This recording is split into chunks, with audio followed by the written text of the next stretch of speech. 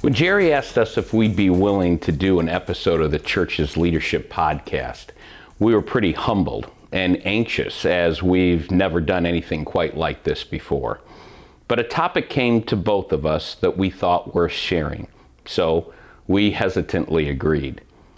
For those of you who don't know us, I'm Paul, married to Jill for 35 years. We're parents of 5 and grandparents of 3. We've been here at the Well for about 7 years now, and we currently serve as small group leaders. Professionally, I serve in the marketplace as an IT executive at Aldi's corporate headquarters. I'm responsible for security, application development, the U.S. data practice, and IT financial and metrics that report up to the CIO. Good morning, I'm Jill Maris, and in addition to family life, I've had the privilege of serving as a special education teacher in the early part of my career. And for the past 9 years, I've served as principal of Canelan High School. I'll be retiring at the end of this school year, and I'm looking forward to time with family and seeing what God has prepared for me during this next phase. We decided to share our time with you today looking at the mindset of a leader. And I focused on what Paul shared in Philippians chapter 2, verses 3 through 4. Do nothing out of selfish ambition or vain conceit, but in humility consider others better than yourselves. Each of you should look not only to your own interests, but also to the interest of others.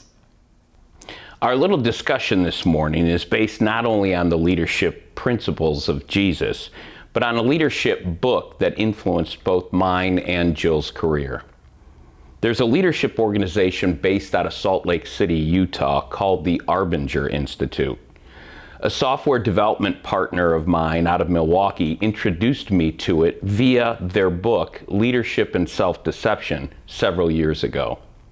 I've read a lot of leadership material, but this book impacted me more than most. So much so that I asked Jill to read it so we could discuss it. She thought enough of the book to join me at a conference together, as we thought it would be fun to do something work-related together for a change, and both of us thought it might help us become better parents. At that time, we had 4 children at home, 3 of them teenagers. The concepts have helped us better see how Jesus leads, and it's influenced our leadership styles pretty dramatically. The book's an easy read, and if you get anything out of this podcast or video blog or whatever this is, it would be good to read or listen to. Arbinger identifies 2 ways of interacting with people, in the box or out of the box. If we see someone from inside the box, this means we're seeing people as objects, as means or vehicles to help achieve our goal and our objective. But if we see them outside of the box, we're seeing people as people who have goals and objectives of their own that are just as important as our own. Or as Paul wrote to the Philippians, in humility consider others better than yourselves. Look not only at your own interest, but also the interest of others. Let me share 2 examples for you from the book of Leadership and Self-Deception. About a year ago, I flew from Dallas to Phoenix on a flight that had open seating. While boarding, I overheard the boarding agent say that the plane was not sold out, but that there would be very few unused seats. I felt lucky and relieved to have a window seat with a vacant seat beside it, about a third of the way back on the plane. Passengers still in need of seats continued streaming down the aisle, their eyes scanning and evaluating the desirability of their dwindling seat options. I set my briefcase on the vacant middle seat, took out that day's paper, and started to read.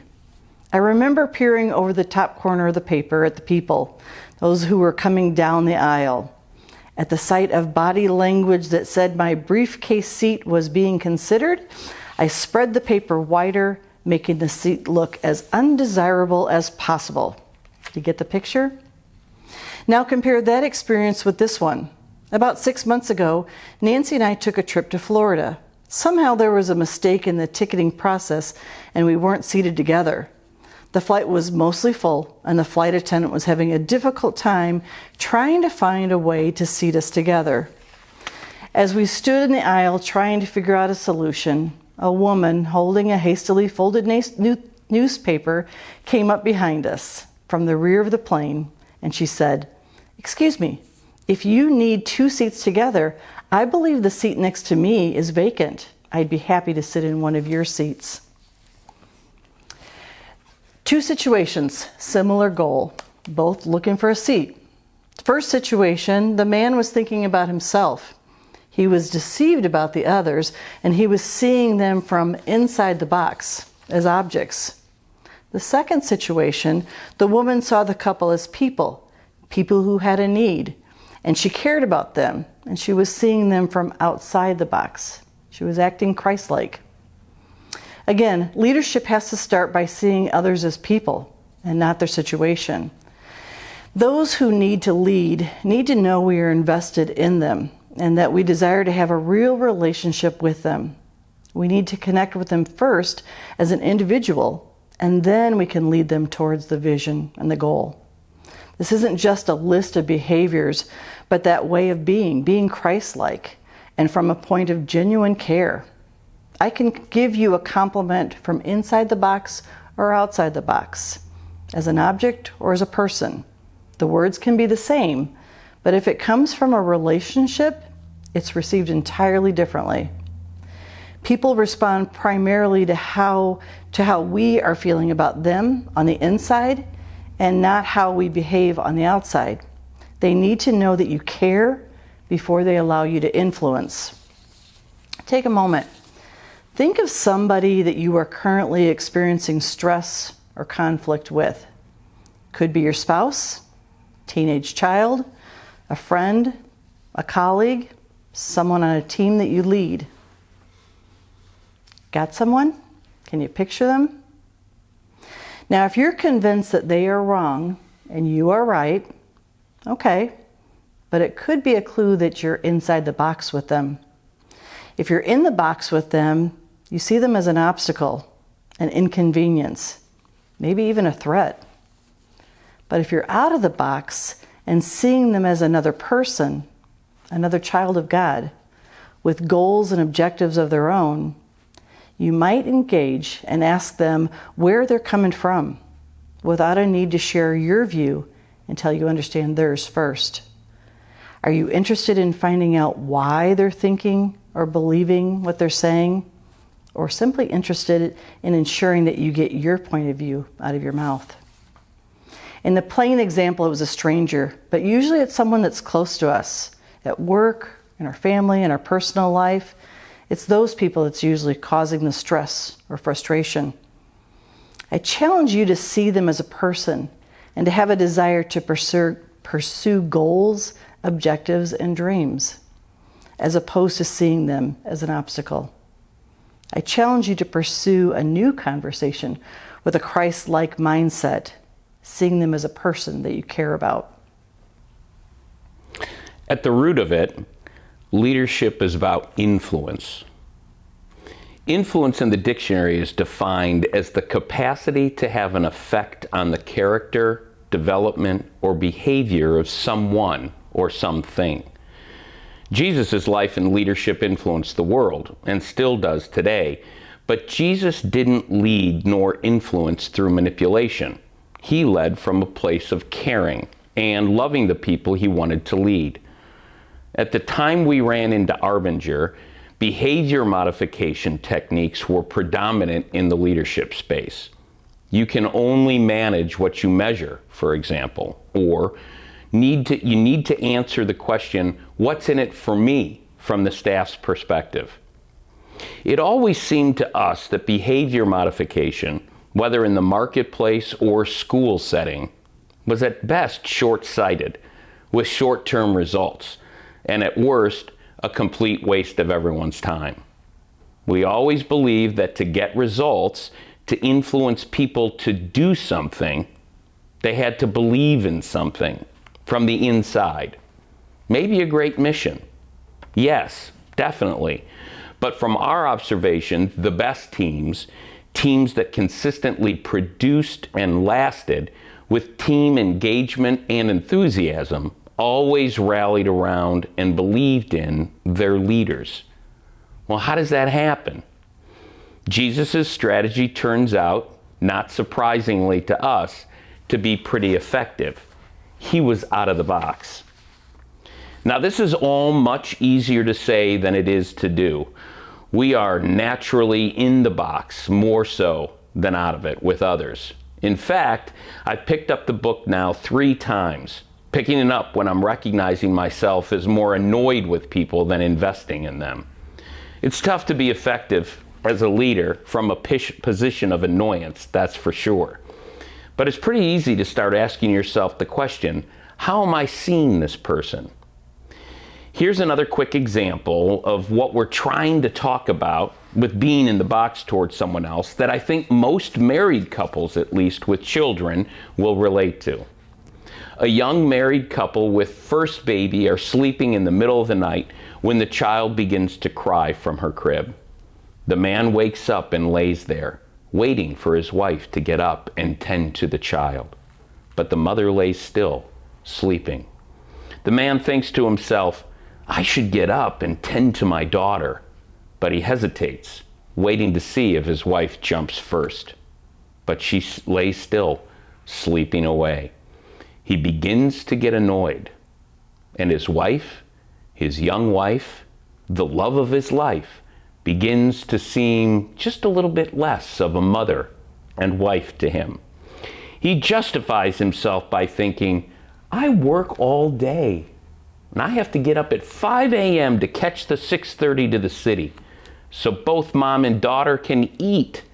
What's wrong with her, he thinks to himself, as he lays there, becoming more and more deceived about the worthiness of his wife. He now suddenly finds himself inside the box with his wife, and he sees her in a completely different way than he did just 5 minutes before, as his daughter continues to wail louder and louder. He now sees his wife as an obstacle to his sleep, his well-being even, and to an easy wake-up call at 5 a.m. It happens to all of us, this in-the-box situation with those we live with and work with. But how would your personal and professional life be different if you focused on your way of being and let your behaviors, including your reactions to others' behaviors, be driven by a heart of peace and a commitment to invest in those around you? There are dozens of examples in the Bible, in the Gospel specifically, where Jesus was out of the box with those he led and with those he influenced while he was here. Matthew is a perfect example. He was a tax collector and hated by even his own family, an enemy of the Jews, an obstacle to all. Jesus didn't see him that way. He saw him as a person needing to be loved, with skills he planned to put to good use for the kingdom, and with understanding of why he might have even chosen that line of work. It brought out Matthew's best,